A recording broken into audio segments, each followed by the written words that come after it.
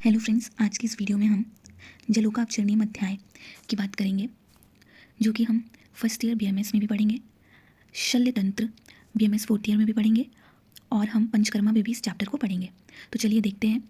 बहुत ही आसान तरीके से निमोनिक्स के साथ एग्जाम पॉइंट ऑफ व्यू से मैं बताने वाली हूँ, तो ध्यान से देखिएगा। सुकुमार तथा परम सुकुमार में रक्तमोषण जलोका द्वारा कराते हैं। और अगर दोष अनुसार रक्त विश्रावण देखें तो 3 प्रकार के हमारे दोष होते हैं, वात, पित्त, कफ। तो उसमें सजा निमोनिक से हम श्रृंग जलौका अलावों को याद करेंगे। श्रृंग क्या है? गाय की सींग द्वारा निर्मित होता है और इसका जो गुण है वो उष्ण, मधुर और स्निग्ध है। चलिए बात करते हैं पित्त दोष की। पित्त दोष में हम जलौका से करते हैं, जिसे लीच कहते हैं, और इसका जो गुण है वो शीत और मधुर है। कफ दोष में हम देखें तो अलाबू से करते हैं।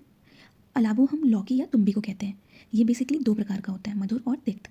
मधुर वाला जो होता है वो आहार के लिए प्रयोग किया जाता है और तिक्त जो होता है उसका प्रयोग हम रक्त विश्रावण के लिए करते हैं। और अगर इसका गुण देखें तो कटु, रूक्ष और तीक्ष्ण होगा। चलिए अब हम बात करते हैं जलोका की। तो जलोका के जो है वो 2 प्रकार होते हैं, सविश और निर्विश। और यदि हम कुल देखें तो 12 प्रकार के जलोका बताया है आचार्य सुश्रुत ने, और इन्हीं दोनों को अब हम 6 प्रकार से इनके गुण और इनके नाम को निमोनिक से हम याद करेंगे। तो चलिए हम सबसे पहले सविश जलोका देखते हैं। सविश जलोका को हम काक गोसाई ट्रिक से याद करेंगे। का से कृष्णा, आ से अलगर्दा, फिर का से करबुरा, ये काक हो गया। और गोसाई को गो से गोचंदना, सा से समुद्रिका, ई से इंद्रायुधा। कृष्णा, अब कृष्णा का लक्षण देखेंगे। अंजन चूड़ वर्णा, प्रथु शिरा, यह काजल की चूड़ की वर्ड का, और इसका सिर जो है वो प्रथु होता है। बात करते हैं अलगर्दा की। तो यहाँ पर जो है वो ऊपर नीचे हो गया है, तो ध्यान से देखिएगा। अलगर्दा जो होता है वो रोमशा महापार्श्व कृष्ण मुखी, तो इसकी बॉडी में जो है वो रोम होता है और इसका मुख जो है वो कृष्ण वर्ग का होता है। अब बात करते हैं करबुरा की। करबुरा का जो लक्षण है वो है वर्मी मत्स्य वदायता छिन्न उन्नत कुक्षी। तो हम वाक अच्छी से वर्मी को याद कर लेंगे। तो वर्मी मत्स्य मछली के समान होता है और इसकी जो कुक्षी है वो छिन्न उन्नत होती है, उठी हुई सी होती है। अब हम बात करते हैं गोचंदना की। तो गोचंदना का जो अधोभाग है वो गो वृषण के समान होता है, गो के वृषण के समान, गो वृषण अधोभाग है। और इसकी आकृति जो होती है वो अडुमुखी होती है, द्विधा अभूत आकृति अडुमुखी। अब बात करते हैं सामुद्रिका की। सामुद्रिका का जो हम अगर नीचे जाते हैं तो वहाँ पे हम देखेंगे पुष्प होता है, तो हम पुष्प आकृति चित्रा से याद कर लेंगे। और इसका जो रंग है वो पीत होता है, तो ईषत शीत अपीतिका विचित्र पुष्प आकृति चित्रा, इसको हम इस प्रकार याद कर लेंगे। अब हम बात करते हैं इंद्रायुधा की। इंद्रायुधा ऊर्ध्व राजी भिक्षुचा, तो हम इसको नाम से याद कर लेंगे। ये जितने भी निमोनिक्स अगर आप याद कर सकते हैं तो याद कर लें, बाकी अगर आप हिंदी भी याद कर सकते हैं एग्जाम पॉइंट ऑफ व्यू से। अब हम यहाँ पर देखेंगे महागत। शाविश जलोका यदि काटती है तो उसका लेप हम महागत लगा के करते हैं, पान या आलेप से उसके फॉर्म में, या फिर हम नशे दे देते हैं। और यहाँ पर एक बात ध्यान देने वाली है कि जो इंद्रायुधा जब काटती है तो वो असाध्य होती है, बाकी साध्य है। अब हम बात करते हैं निर्विश जलोका की। ये भी 6 प्रकार के होते हैं और इसको हम मौसा का पुत्र कपिश सावला है इस निमोनिक से आज याद करेंगे।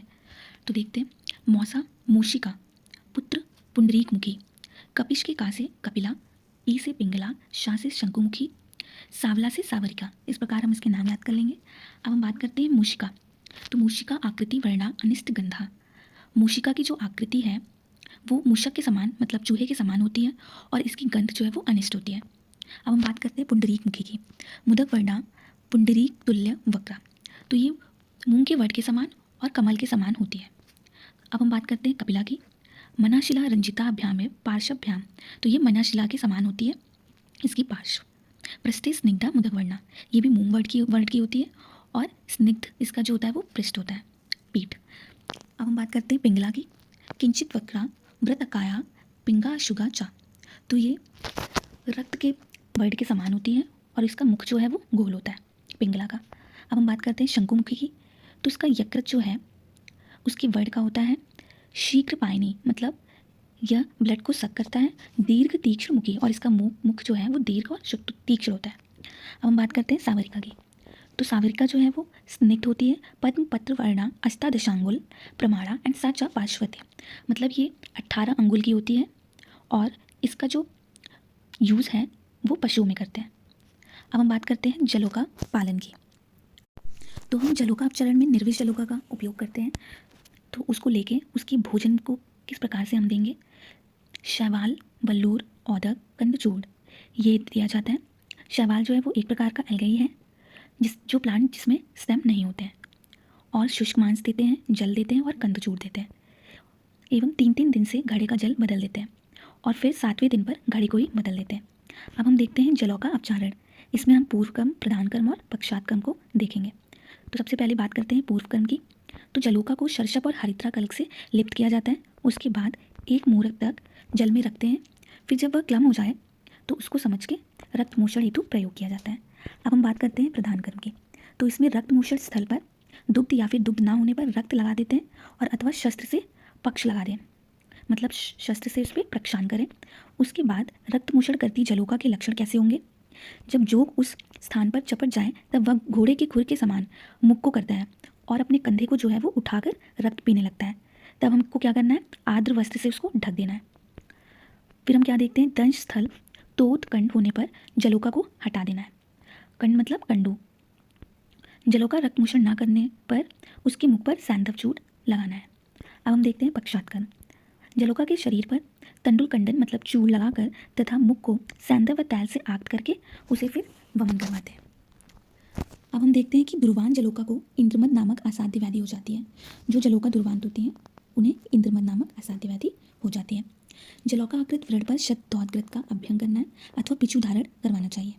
व्रण पर शहद से अघर्षण करके शीतल जल से अवसेचन करना चाहिए। व्रण पर कषाय मधुर स्निग्ध शीत प्रदीप प्रयोग करना चाहिए और जलोका का पुनः प्रयोग 1 सप्ताह पश्चात करना चाहिए। इस लाइन को हम देखते हैं कि जब 1 सप्ताह हो जाए तो हम सेम जलोका जो यूज़ कर रहे हैं उसको हम पुनः 1 सप्ताह बाद ही प्रयोग कर सकते हैं। आई होप आपको ये वीडियो समझ में आया होगा। बाकी और भी नेक्स्ट वीडियोस के लिए कमेंट में हमें ज़रूर बताएं ताकि और भी टॉपिक्स हम बना पाएँ। Thank you.